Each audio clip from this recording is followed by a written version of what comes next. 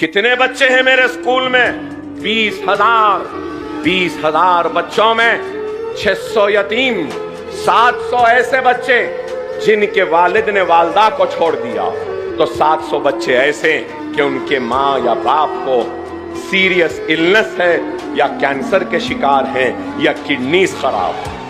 रमजान के महीने में एक नई चीज मेरे सामने आई, उस पर भी काम कर रहा। मैंने अपने स्कूल के सारे यतीम बच्चों को बुलाया, उन सबको ईद के नए कपड़े दिए, लिफाफे में ईदी दी और उस यतीम के सर पर हाथ रखा और सबको रवाना किया खुशियों के साथ। और फिर एक 50-100 बच्चे खड़े थे, तो मुझे गुस्सा आया कि मैं यतीमों को बुलाया था, ये दूसरे कौन हैं?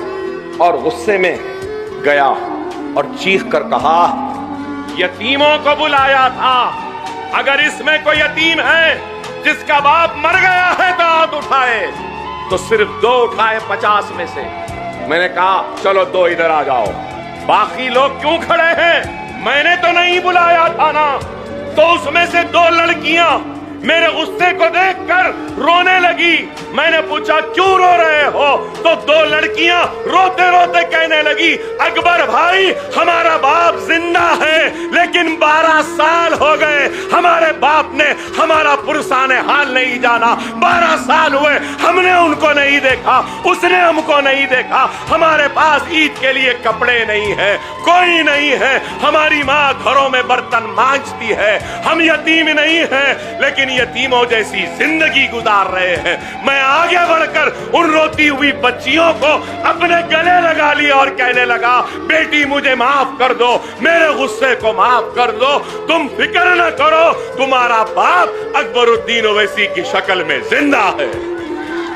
और उन सब को भी बुलाया, उनको भी दिया।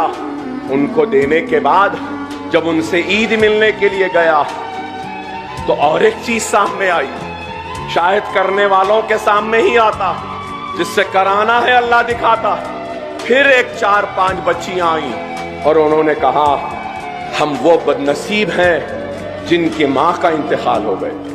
मैंने हैरत से देखा तो उन लड़कियों ने कहा, अकबर भाई हमारी माँ नहीं है, और हमारे माँ के इंतकाल के 15 रोज में ही हमारी वालिद ने दूसरी शादी कर ली।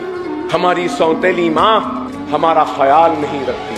2 महीने चिचा के पास, 3 महीने नानी के पास, फिर 2 महीने मामू के पास, तो फिर 4 महीने खाला के पास। यूं ही जिंदगी